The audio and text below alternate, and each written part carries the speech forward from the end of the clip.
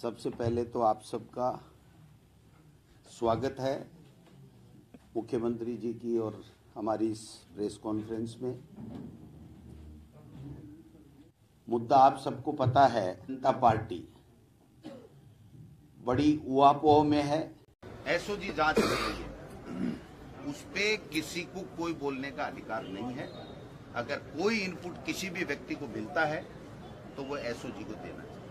मैंने अभी भी कहा, पुनः कहता हूं कि जब मुझे ये लगेगा कि राजस्थान की जनता, कांग्रेस के कार्यकर्ता, आम जनता इस सवाल का जवाब चाहती है, तो उस सवाल के लिए मैं मेरे मुख्यमंत्री जी को और मेरी सरकार को निवेदन करूंगा कि ये लोग चाहते हैं, ये जांच करनी चाहिए। मैंने कहा है ईमानदारी से कि इस बात के ऊपर पूरी तय में जाना चाहिए एसओजी को, और पूरी जांच करनी चाहिए और कठोर कानून बनना चाहिए। आपने सबने देखा था कि जब मुख्यमंत्री जी रीट के 2 दिन एग्जाम से पहले जब ले रहे थे, तो मैं शिक्षा मंत्री था, मैंने आग्रह किया था कि ऐसे लोगों को बर्खास्त करने चाहिए जो सरकारी अधिकारी कर्मचारी होते हैं। मैंने ही तो कहा था। इससे पहले बीजेपी वाले भी तो कह सकते थे ना। उनकी कथनी और करनी में फर्क है, हमारी कथनी और करनी में फर्क है। हमारे नेचर में ईमानदारी है, हमारे कण कण में ईमानदारी है।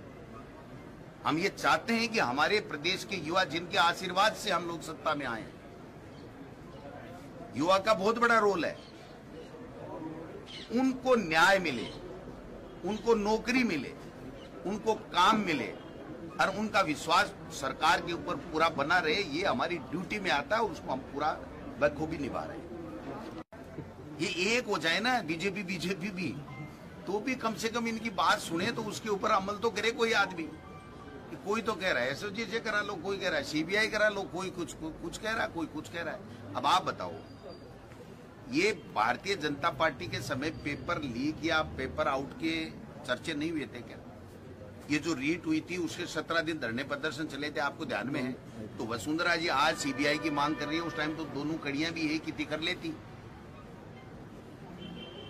सीबीआई की जांच जो वसुंधरा जी आज मांग कर रही है, उन वसुंधरा जी को चाहिए था कि उस टाइम सीबीआई को दे देती, तो सारी चीजें जो सीबीआई से करवाना चाह रहे हैं वो सारा, एक स्टेट, दूसरा स्टेट, तीसरा स्टेट, सब पता लग जाता, कौन गिरोह क्या है, पूरे हिंदुस्तान में किस तरीके से काम हो रहा है, क्या हो रहा है, क्या नहीं हो रहा है, ये हो जाता कि नहीं हो जाता।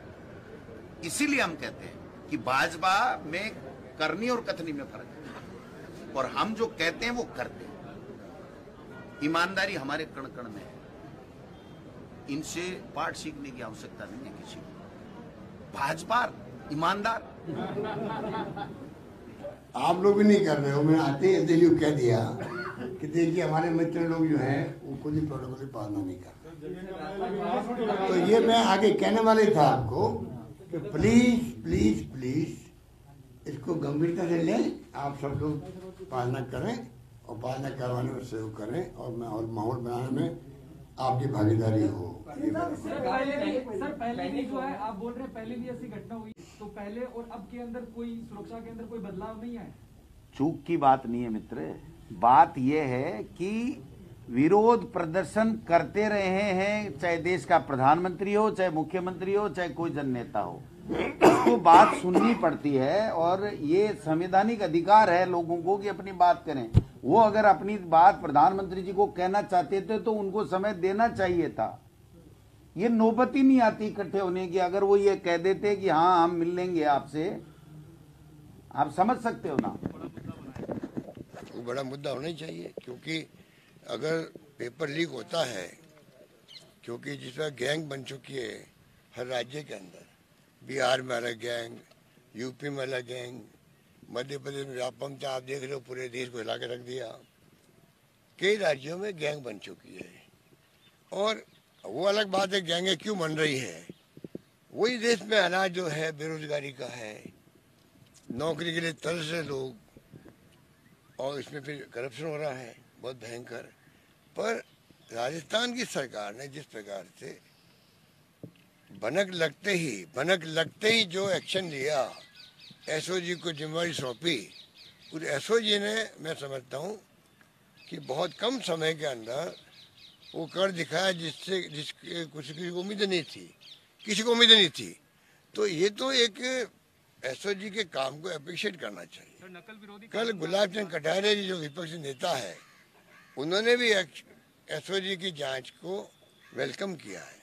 तो मैं समझता हूं कि थोड़ा इंतजार करें, क्योंकि हमने भी एक्शन किए हैं, चाहे वो क्रिमिनल नेग्लिजेंसी थी, आपराधिक लापरवाही भी बड़ा जुल्म होता है।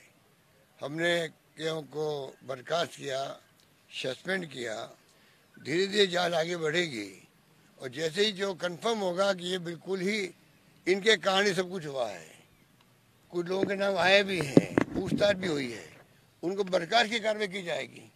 तो सरकार की तरफ से हाईकोर्ट जज को लेके कमेटी बनाई गई है, भविष्य में ऐसी नौबत नहीं आए, ये हमारी सोच होनी चाहिए।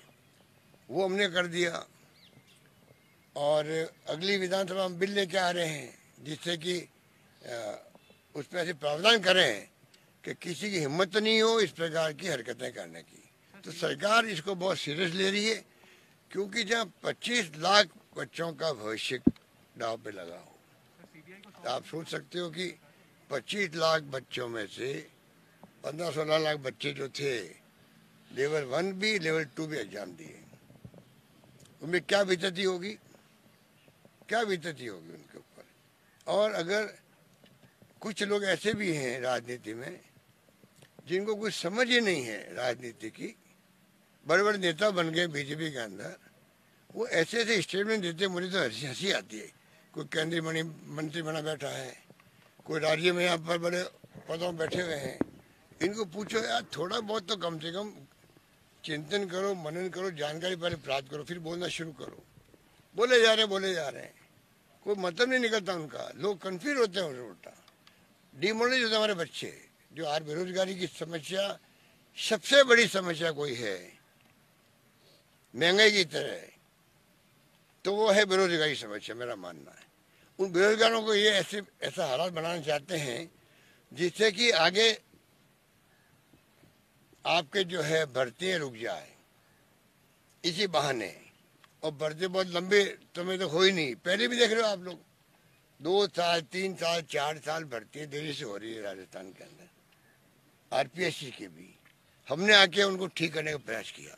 और अंत में मैं कहना चाहूंगा, बीजेपी के राज में कई बार पेपर आउट भी हुए, कांग्रेस आंदोलन भी किए, उन्होंने क्या कर लिया, हमने तो गंभीरता से लिया है, जांच शुरू करी और पकड़े भी गए लोग।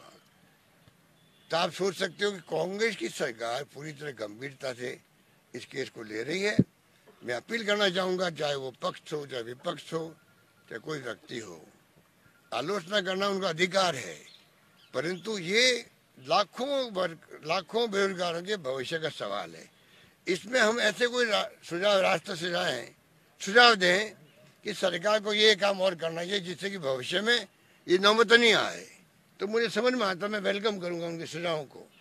उसकी बजाय खाली आप आलोचना करते जाओ, ऐसा माहौल बना दो, कोई सीबीआई की बात कर रहा है, कोई पुनः परीक्षा कराने की बात कर रहा है, तो बड़ा आसान काम है, 2 मिनट लगता है उसके अंदर फैसले करने में।